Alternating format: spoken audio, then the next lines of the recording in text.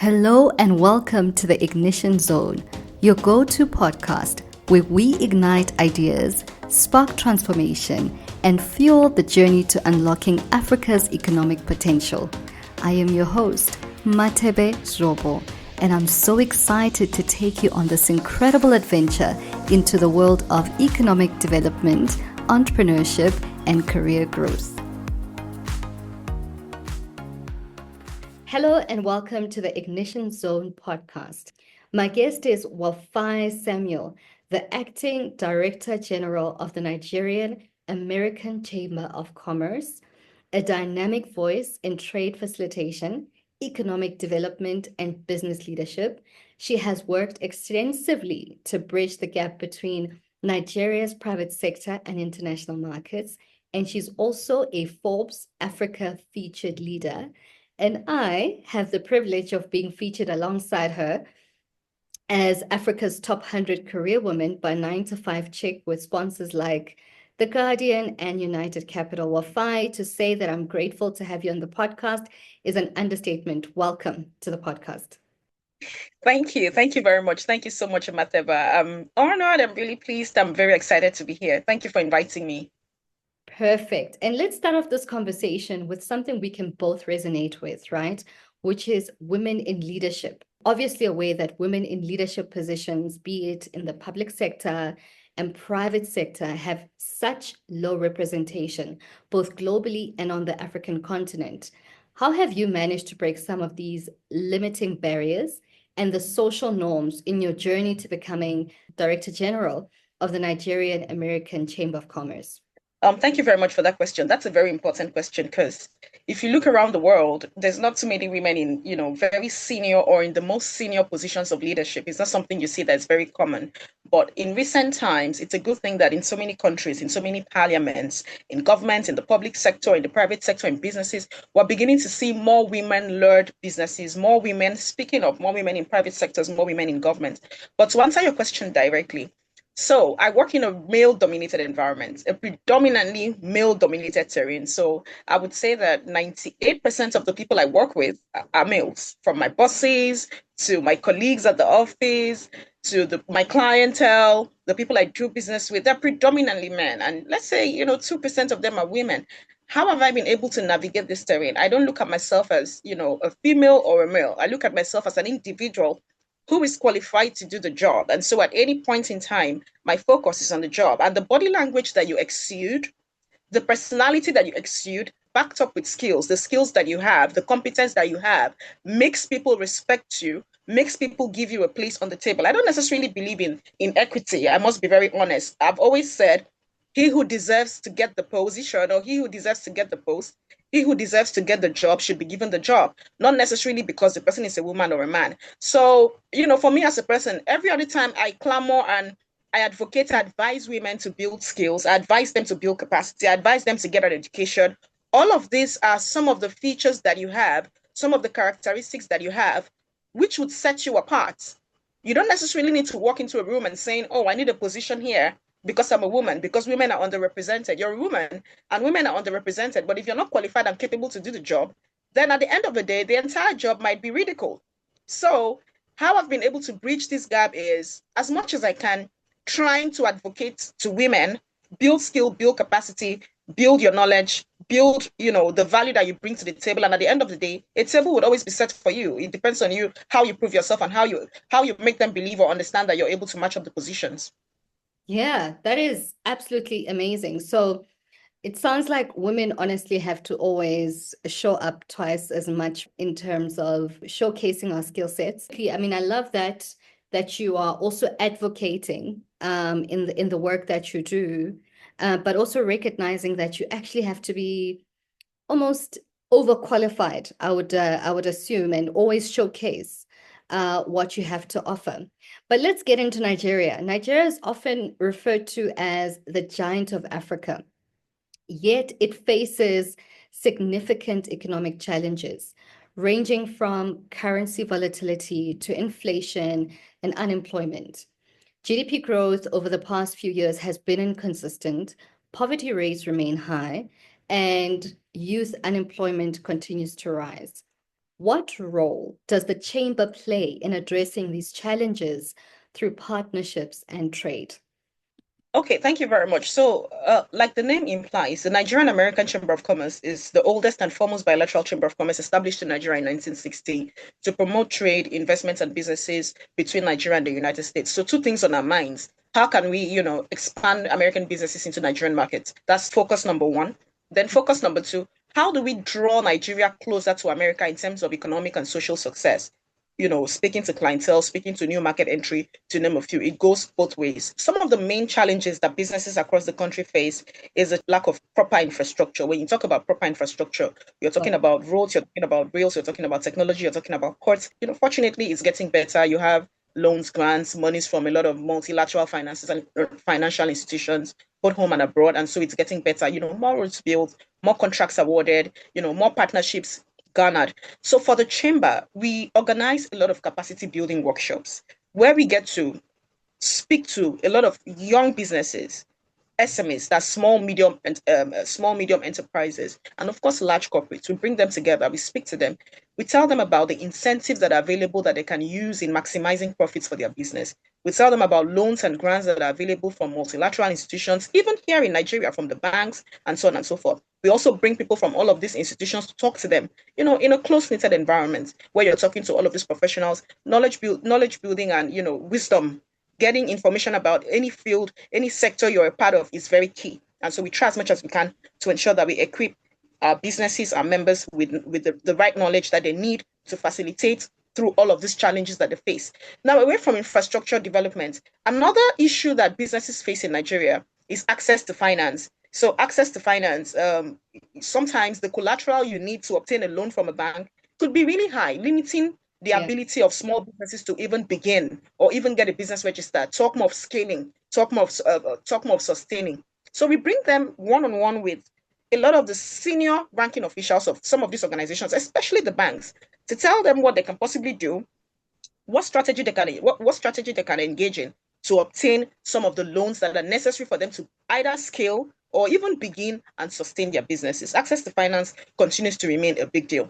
Now, away from access to finance, another challenge that businesses face, not necessarily SMEs this time, I'm talking about large corporates, is the instability of FX, instability of the foreign currency, instability of the volatility of the FX market. So a lot of times the exchange rates are almost inconsistent. So with the level of inconsistency in the exchange rates, investors shy away from investing in a particular market, and Nigeria faces that. But unfortunately, we're thankful to the current administration, that is trying so hard to unify the FX, the exchange rate. That way, it gives investors a lot of confidence. What do we do as a chamber? We continue to advocate for policies of this nature that supports businesses, including large corporates. We also engage in business matchmaking services. Business matchmaking services, what I mean by that is we bring in businesses that are qualified and businesses that are suitable for certain sectors in the US. And then we bring in people in the same sector from the US to meet with these businesses from Nigeria, interact with them, and see how they can possibly get to a compromise, a meeting point where they get to exchange ideas, generate new clients, introduce their products and services to this market. So in very, very simple terms, we try as much as we can to, drive advocacy for these businesses. We try as much as we can to create networking opportunities, bringing together high-end level officials to interact with our businesses. And then we also create matchmaking sessions for them. The final thing I'd also like to add is we organize a lot of trade missions to the US and from the US. So inbound from the US, we bring people from the US to Nigeria, and then we take people from Nigeria to the US. You can't imagine how impactful this has been on the businesses of Nigerians. So initially, it might look small because at the end of the day, these are like very little steps. But when you sum it all up together, you would understand and realize that whether directly or indirectly, the Nigerian American Chamber of Commerce is contributing to the success of US-Nigeria trade. And in 2024, the trade volumes between Nigeria and the US was very successful. Nigeria had one of the lowest trade deficits with America in 2024. So it would be very wrong for anyone to say, oh, the Nigerian American Chamber of Commerce never played a role in facilitating some of these trade deals or some of these businesses. I hope I answered your question. Yes, you did. But I guess it would be amiss not to talk about the elephant in the room, right? So 20 January, the world changed in America and we saw a new administration come in. And that administration is the Trump's administration, and it has made it quite clear in terms of what its focus areas are. They are about America first. They are about, you know, really thinking about how best America can win in all trade deals. And so my question for you is, has there had to be a shift in the way the Nigeria American Chamber of Commerce approaches these discussions and these engagements with the new administration? Okay, so thank you very much. The truth is, the Nigerian American Chamber of Commerce, myself sitting here, we might never really necessarily have the opportunity to meet with President Trump face to face to discuss with him.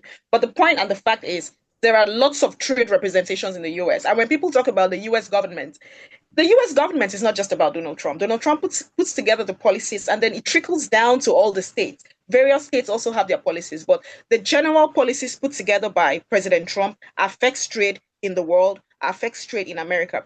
But there are different states. There's the state of Florida, there's the state of California, there's the state of Maryland, Louisiana. These are states that have imported so much to Nigeria. But let me respond to your question directly.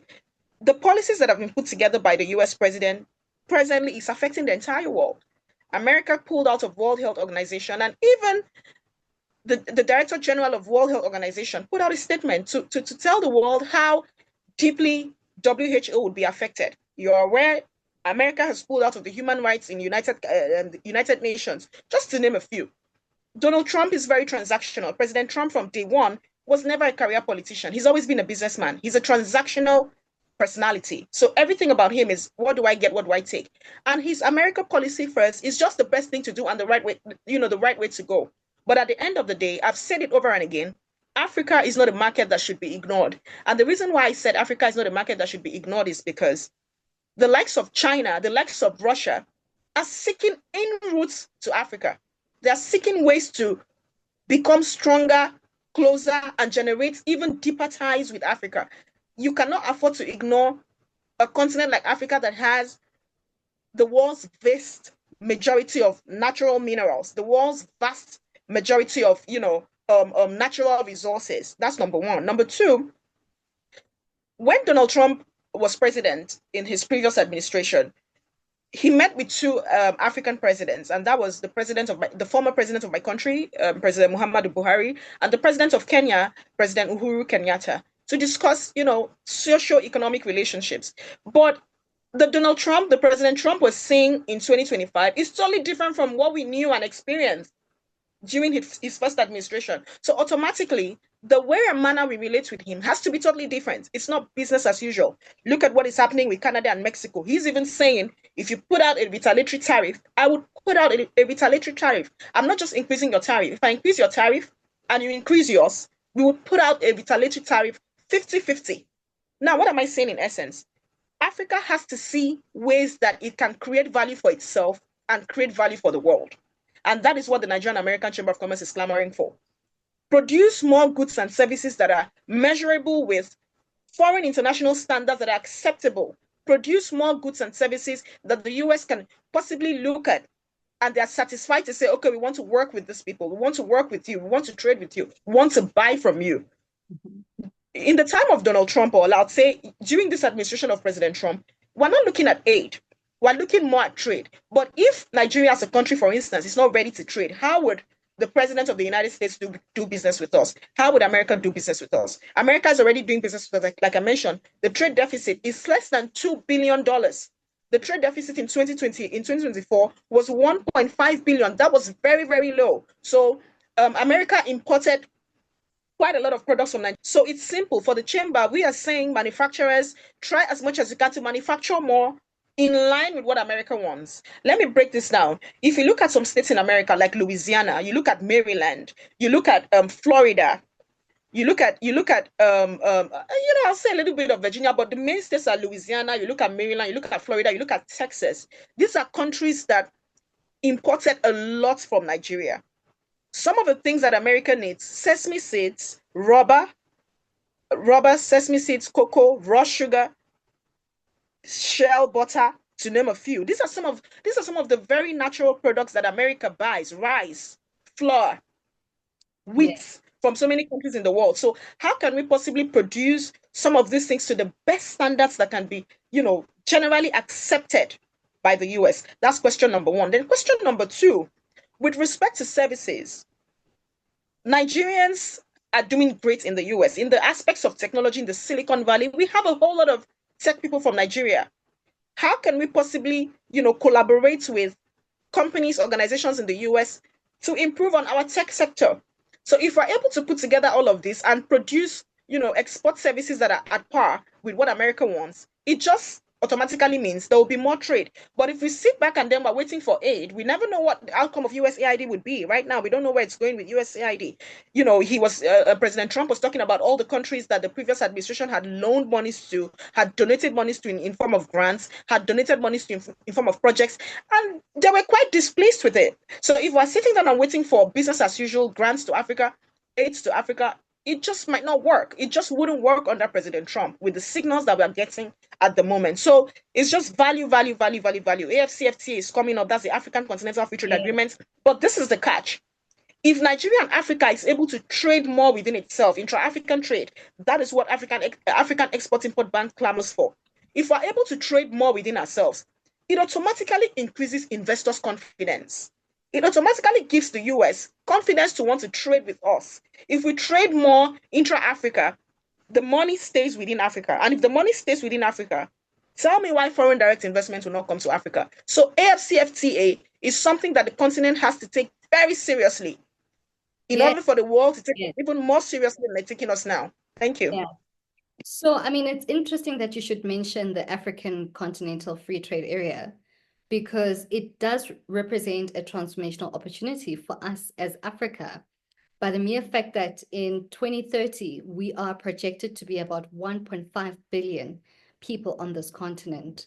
And so when you look at Nigeria being a very big market in itself, having a lot of people from a population perspective, but also having fundamentally interesting businesses in the technology sector and so on, has Nigeria actually taken advantage or optimized or even led this AFCFTA to make sure that, it gets the traction that it needs in order to move forward? And what are some of those practical steps that Nigerian businesses can take, especially as a business belonging to the chamber?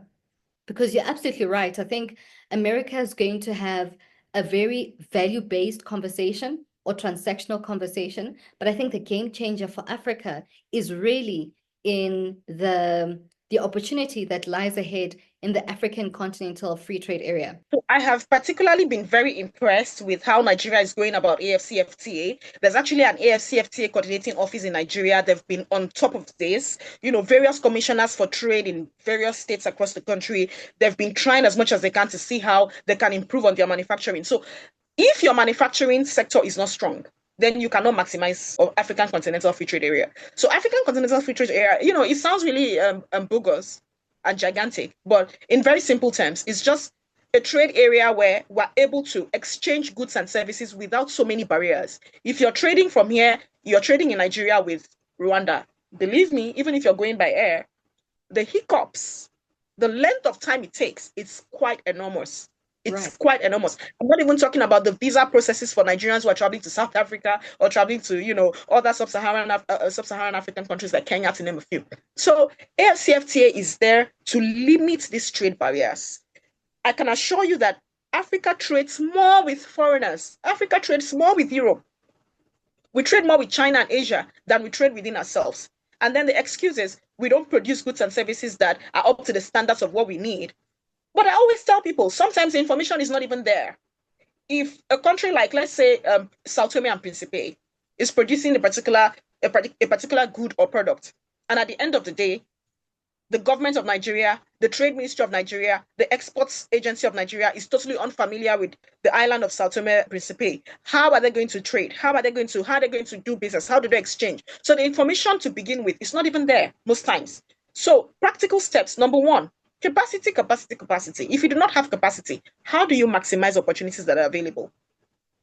It's Right. like asking somebody If you do not have capacity, it's like asking somebody who is not able to express himself in English language to speak French. You can't even speak English. You can't express yourself in English. You've never heard English. So how would you be able to express yourself in French when you don't even live in France? You've never taken a French course. So it's simple.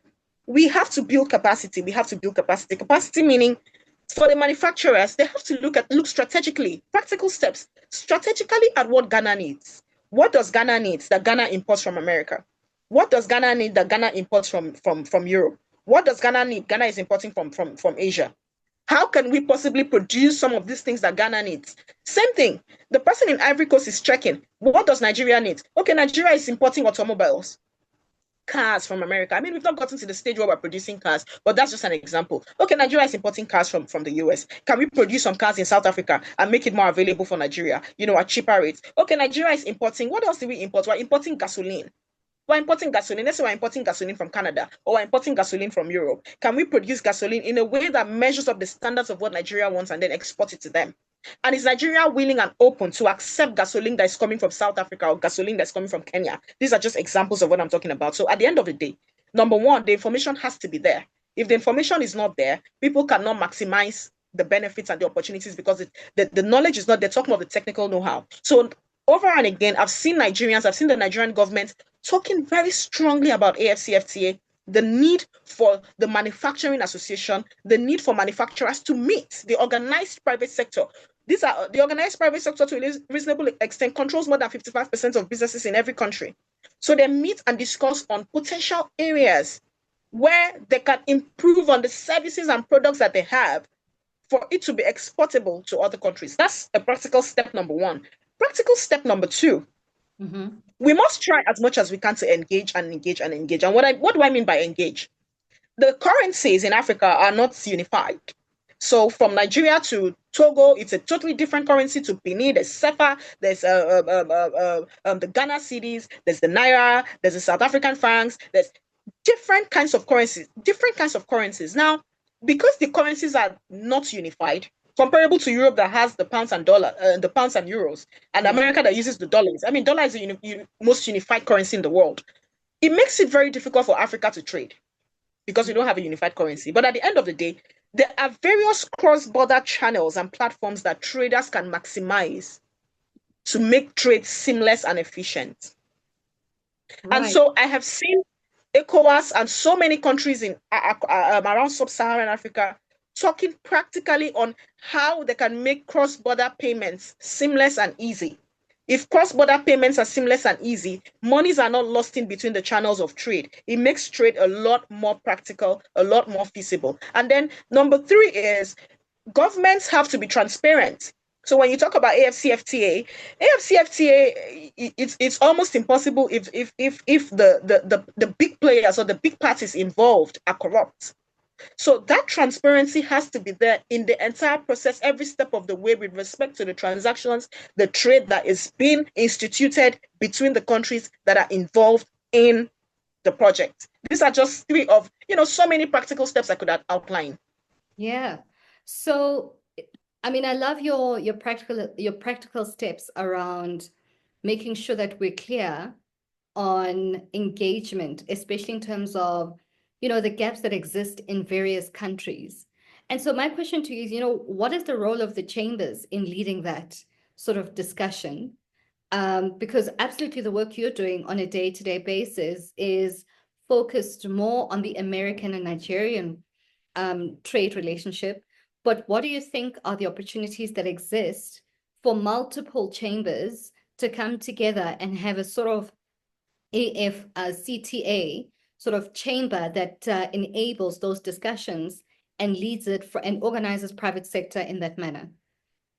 Okay, thank you. I'm just going to speak specifically to what the chamber does or can do with respect to AFCFTA. So now we collaborate with a lot of organizations and platforms that are involved in cross-border payments to make it seamless for our traders, our businesses to utilize these platforms for payment. So you're trading with Ghana, you're already on a platform that is linked to the chamber that facilitates cross-border payments. You don't have to go through the hurdles of trying to look for a credible party or a credible platform to work with. That is the chamber indirectly eliminating one barrier And then Great. still talking about maximizing the benefits of AFCFTA. The chamber had recently gone into a partnership with the US Africa Trade Desk. So the US Africa Trade Desk comes up with various items, various products and services that are available for exports. And then what we do is we recommend businesses to them that they can work with. A lot of times, the US Africa Trade Desk is sending us inquiries from other African countries, US businesses in various African countries that are seeking to work with Nigerians. So what do? We pass on the order to the Nigerian businesses, and the ones who are able to measure up with the standards apply. And if you're good enough, you're taken to work with them. That is another way of maximizing trade within the continent, but not directly working with the US. So you're working with a US affiliate in Africa that is seeking to trade within you, that's seeking to trade, that's seeking to connect businesses from the US with Africa in Africa. So you're connecting US businesses in Cote d'Ivoire to Nigeria. You're looking for soybeans from Nigeria, but the companies that are looking for soybeans from Nigeria are the companies in Cote d'Ivoire that are American companies, working with the US Africa Trade Desk and similar like-minded organizations. Then number three, language barrier is always a problem. So a lot of times people prefer to trade with people they can understand, people they can relate with. So the French-speaking countries would rather want to trade French to French. So you see French-speaking countries trading more with France, trading more with some countries in Europe that are French inclined. How do we bridge this language barrier? Whenever we organize our networking sessions, we have our events, we have our exhibitions, we invite people from various countries of the world. So it is not just limited to Nigeria. People come from, American Chamber of Commerce in Cote d'Ivoire, American Chamber of Commerce in Ghana, American Chamber of Commerce in Togo. There's American Chamber of Commerce in South Africa. We've had conversations with American Chamber of Commerce in South Africa. So we're inviting people from all over Africa. And while they're coming to Nigeria, they are not just meeting the chamber, they are meeting with Nigerian businesses. Again, like I mentioned, all of these steps would seem like, very meager and insignificant steps. But by the time you sum up all of these steps, you realize that your scoring over 10 is 0.1 or 0.2. You're contributing to easing the barriers that exist between trade in Africa, irrespective of how little and how insignificant the contributions are. So again, like I mentioned, these are three practical steps of what the chamber is doing to ensure that businesses around the country, our members, maximize, AFCFTA. Yes. So that sounds quite powerful. So when you think about that impact, right, especially in the context of a Nigerian economy that has been wanting to diversify itself for many, many years away from oil resources, how then does this chamber, so what from an impact perspective, how has the chamber sort of led the diversification efforts? And are you starting to see offshoots? What are those um, key things that you can highlight that are definitely saying that you're moving in the right direction in terms of getting to a diversified economy? Okay, with respect to a diversified economy, Nigeria is doing so well in that regard. So over time, we've been clamoring for, our ability to export non-oil products out of Nigeria. There's something called AGOA, right? The Africa Growth and Yeah. Opportunities Act has been in existence for a while. And some countries in Africa have maximized, the benefits of AGOA. But for Nigeria, what we've done the most under AGOA is exporting oil products, not non-oil products. South Africa has done more of non-oil products. Ghana has done a bit more of non-oil products. Kenya has done a bit more of non-oil products. But Nigeria has done so much of oil products. Now, if we need to attract more foreign direct investment, we have to diversify and export more of non-oil products. By this, I mean some of the things that we mine, our services. When I talk about our services also includes digital technology. Our financial sectors is one of the strongest in Africa, if not the strongest. If you're talking about the top three strongest financial sectors in Africa, Nigeria is part of them in terms of fintech, financial technology. Now, what is the chamber doing practically? What is the chamber practically doing in this regard? When you look at non-oil export products, a lot of events that we organize, a lot of networking sessions, a lot of talk shops that we organize are based off non-oil exports. I can't even recall the last time we did anything on petroleum, oil and energy. Virtually everything we do is, agriculture. Virtually everything we do is on manufacturing, it's on finance, banking and finance, it's on technology. I could go on and on. Well, you're in the room and you're in a room filled with tech enthusiasts. You're in a room filled with agriculturists. You're in a room filled with people who are into mining, manufacturing. Manufacturing is quite broad. It covers the entire spectrum of the economic value chain. So when we put together all these conversations and we bring in these officials who are in other sectors apart from oil, every other sector but not oil, they are talking about the opportunities they have within the sector. They're talking about the challenges that they face. And most times, if there are public office officials in the room, or if there are public service holders in the room, they're listening to them directly and taking back some of these points they've made to form policies. Right. Whether you like it or not, government has no business doing business, but government has to create the right policies to ensure that businesses thrive. And it's not something that happens overnight. It takes time. It takes time. It's one step at a time, but you have to continue pushing. You have to continue, congregating these people in a room. You have to continue advocating. So that's a practical step we take to encourage non-oil products, non-oil exports. The majority of, the assemblage that we have are focused on non-oil exports. Another thing we also do is with respect to advocacy.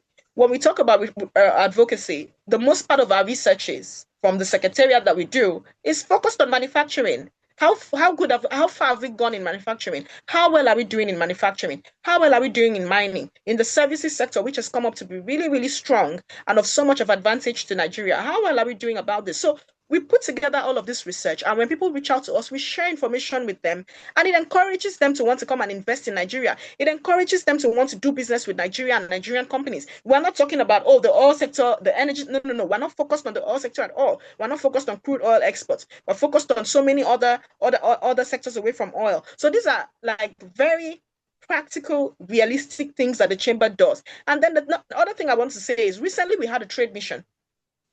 We brought in some people from the US to Nigeria. We brought in about 10 companies from the state of Illinois, the government of Illinois. Many thanks to the Department of Commerce and Economic Opportunity, government of Illinois. They brought in 10 companies to Nigeria, and over 100 businesses met with these companies.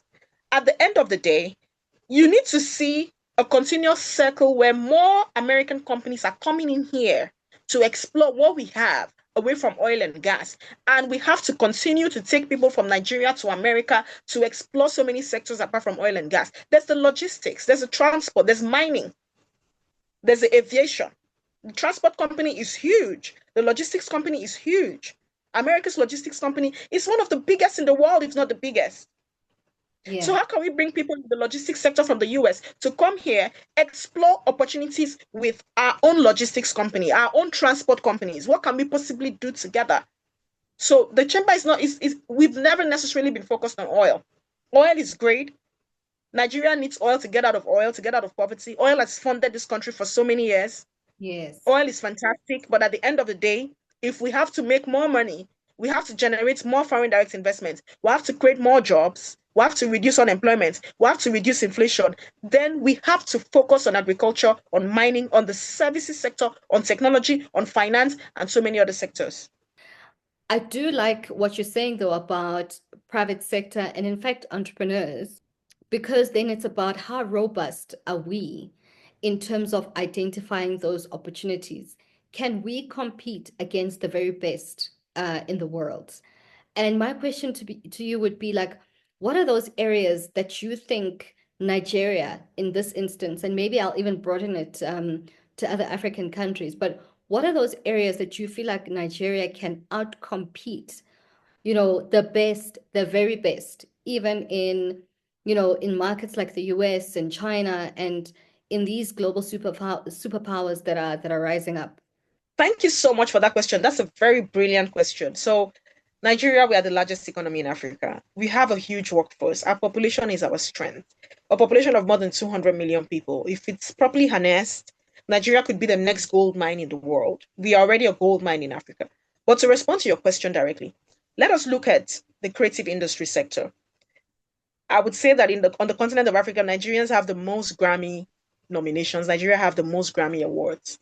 So Nollywood, the music industry is one or two aspects of the creative industry that have brought significant FDI into Nigeria. There has been momentous foreign direct investment into Africa through Nigeria's creative industry.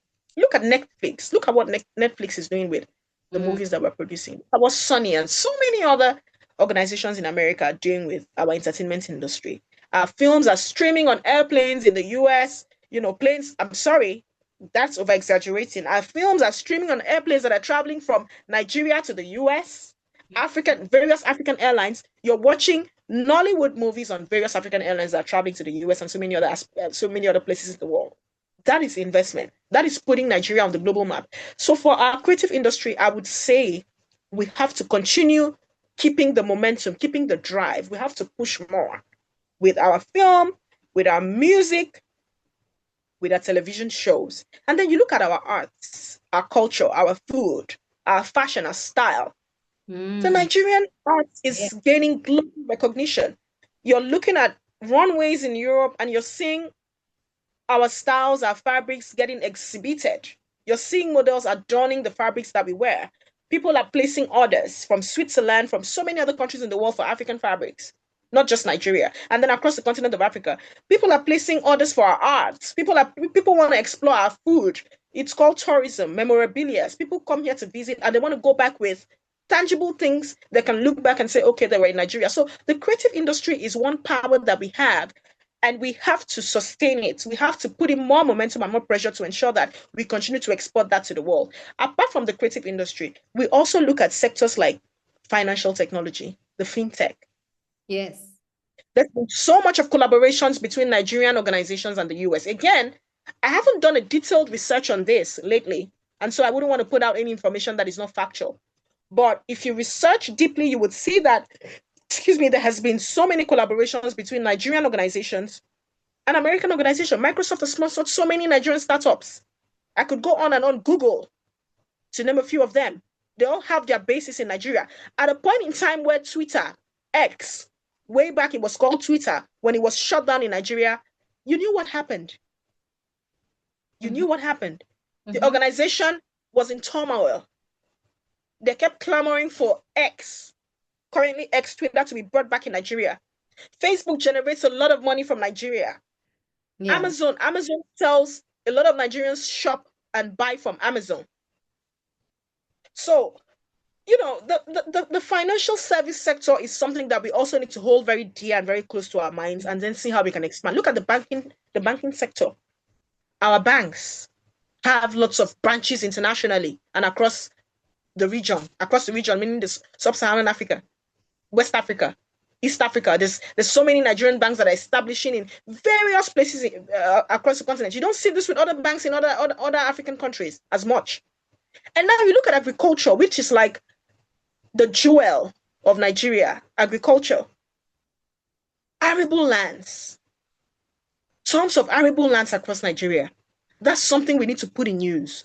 But to put this in news, security has to be curbed because nobody wants to go into the farms if they feel they're not safe. Yeah. The spate of terrorism has to be curbed to the barest minimum. Yes. Bandits or non-gunmen, Fulani herdsmen, Boko Haram, all of this have to be curbed. The government of the day is doing a good job, but they have to do more to ensure that farmers are safe. I don't plan to go into agriculture, but there's people that are passionate about agriculture. We should be able to tell them that they are safe to go in and farm and come out with this produce, put it on the table, we process it and export catfish, dried catfish, snails, mushrooms. We export all of this to other countries in the world. For us as Africa, for me at least, the takeaway has been exactly what you said, which is, listen, these are the jewels that we have. Let's make sure that we are very clear in terms of scratching the surface and making sure we do our due diligence and we provide the best products that we possibly can. I'm sure definitely there's a big piece around investment, which we spoke about. But I think there's a piece around what the government itself needs to do. But I think it is encouraging for entrepreneurs in Nigeria, and I know them as entrepreneurial. I know Nigerians as being very entrepreneurial. So it is encouraging for them to sort of look at the work that you're doing as a chamber and say, how do we align ourselves with this space that enables us to grow and to transport our jewels and to shine? So I'm, for one, now particularly very excited about the work you do, and I feel like I want to join the chamber tomorrow. But but that's probably not the only thing you wanted to talk about. Yeah, in closing, I mean, Nigeria has got what do we think of Nigeria's next 10 years? What do you see in Nigeria looking like, especially based on the work that you do as well? Like you said, you mentioned quite honestly that a lot of these steps seem small, but actually, when you look at them in totality, they actually become these big transformation projects that you've done over the years. So when you look ahead 10 years from now on, what kind of Nigeria do you see? What kind of Nigeria do you see for entrepreneurs? What kind of Nigeria do you see that is trading in the global stage?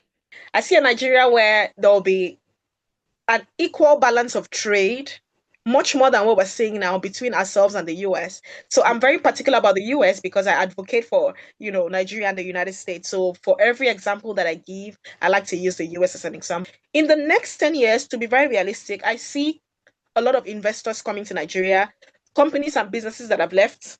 I see them coming back. I see policies, unification of Nigeria's currency, I see all of this attracting more FDIs. All I would want to say is in the next 10 years, I do hope that Nigeria would have moved from a position where we're still complaining and talking about electricity. We're still talking about roads to a point where we will be talking about which investor is coming into Nigeria, how much are they investing? Is it at par with what we want? What are they getting in return? Is this favorable for us? I want to see investors struggle to come to Nigeria to invest. Three other things I want to see. Insecurity. I want to see insecurity come to the barest minimum. Nobody wants to invest in a society that is not safe. Yeah. One of the reasons why America attracts so much of investment, America has the highest military bases in the world. America has the strongest army in the world. America is the king of NATO. That's the North Atlantic Treaty Organization. America leads NATO. No country wants to get in a war with the United States is the safest country on the face of earth. Because your country is safe, it is natural for people to want to invest in your country. So in the next 10 years, I expect to see strong leadership. Leadership in Nigeria that sends a signal to the world that Nigeria is ready for investment. Come in here and invest and your investment is safe. I want to see a more structured Nigeria from point to point, intertwined. What are the processes involved? How do we follow through on agreements to the Yeah. end? See Yeah. that these agreements are profitable, not just on paper, to the average Nigerian. And so the leaders in this part of the world should have it in their minds whenever they get into these deals. How does it trickle down to the average Nigerian? Mm. Not just glossing over the pockets of the people who are, on the upper echelon. So security, enhanced security in Nigeria, I want to see that. Improve foreign direct investment when all these factors are put in place in the next 10 years. 10 years is a very long time. Anything could happen. Anything positive could happen in 10 years. So I want to see improved foreign direct investment. I want to see improved security in Nigeria. I want to see our infrastructure fixed for the better. We shouldn't be talking about lights, electricity, water, environmental cleanliness, and all of this. Nigeria, the giant of Africa, with the potentials that we have, should go past the stages. And the onus is on the leaders, not just the president. There are states. What are the state governors doing? Legislative bodies. There are senators controlling constituencies. What are they doing? There are members in the Houses of Representatives representing you, representing your constituency. What are they doing? We talk about America and we sample their democracy. Let's also sample how the citizens hold their leaders accountable, not just making noise. Yes. So in the next 10 years, I expect to see a Nigeria that goes beyond clamoring for change on social media to a Nigeria where citizens engage in very intellectual conversations and clamor for real-time change, not just trending, to name a few. Yeah, that is powerful. That is absolutely powerful. And I think you're right. And I'm going to just extend the question a little bit to say, what can the average Nigerian do? So, there's a lot that the leadership needs to do. Entrepreneurs are definitely thinking, but what does the average Nigerian do after listening to your message? What do they do? How can they rally around, um, organizations or efforts that are already in place? What do I do if I'm in Nigeria and I get up and I say, this is the kind of Nigeria I want to see in 10 years. Nigerians are known to be very hardworking people everywhere in the world. We thrive wherever we go. Look at the number of Nigerians that are doing great things all over the world. Look at the Nigerians in the British Parliament. We thrive. So I want to see more of the Nigerian can-do spirit. Do not allow the situation of the country break you. These days, what I get to see with Nigerians is, oh, there's so much of fuel subsidy, there's so much of unemployment, there's so much of poverty. And so that can-do spirit is gone. That can-do motivation is gone. That is not the spirit of a true Nigerian. No matter what happens, no matter what we face, we're always resolute. We stand strong. We never give up. I want to see more of that can-do spirit in the attitude and in the lives of Nigerians. If it was there, I want it enhanced. I want it enlightened. I want it amplified. Engage in more issues and factual-based conversations. Do your research. Engage in national conversations on your platform, irrespective of how little it is. You never know who is watching. Don't just stay back, and then when it's time for you to rant and shout on social media, you start ranting and shouting. Then number 3, you have to improve on yourself, because at the end of the day, if you do not improve on yourself and you're sitting back and waiting for people to give you opportunities, when the opportunities come, you're not even qualified. Government has its role to play. Private sector has its role to play. But you as a Nigerian, you have your role to play. Equip yourself with the right knowledge, the right skill, improve on yourself, and always keep that can-do spirit of Nigerians wherever you go. That is one thing that defines you. And then the final thing I want to say that I'd like to see from the standpoint of Nigerians is do the right thing. When we talk about the government, what are we doing as citizens? You're eating and you're throwing trash on the streets. You're not nice to your neighbor. You're not nice. Somebody comes to buy something from you and you're looking for ways to siphon monies out of them. You're cheating them. How nice is that? So those are my contributions. I love that. Do the right thing. You know, we hardly speak about doing the right thing in our personal spaces. And that is important. And then we, to your point, it's so easy to point to government and to point to others, but actually it's about doing the right thing in our own personal spaces, because that's what integrity looks like. So us also being people of integrity.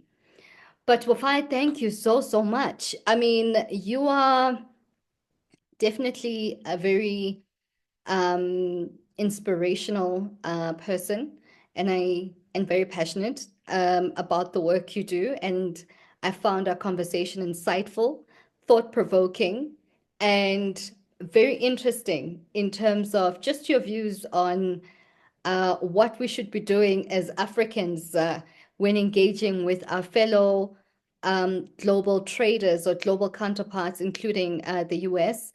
So I found that very thought-provoking. It's a very different thought or a different way of looking at it. And I'm actually walking away inspired.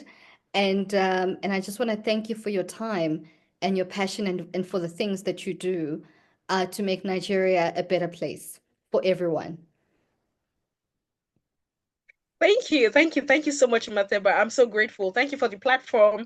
Thank you for the opportunity. Thank you for spending this time with me. I've thoroughly enjoyed my time out here with you, and I'm glad that I've been able to contribute to some of this conversation, some of these subjects of national interest. And I look forward to even more sessions with you in the future. I'll be more than happy to engage further with you. Thank you for all you do. Thank you for all you do. You are amazing. You're definitely coming back. I'm not going to say no. I'm never going to say no. To our listeners, if you're an entrepreneur, policymaker, investor, or looking to understand the future of Nigeria's economy, this episode is a must listen. Subscribe, share, and join the conversation. Till next time. Thank you.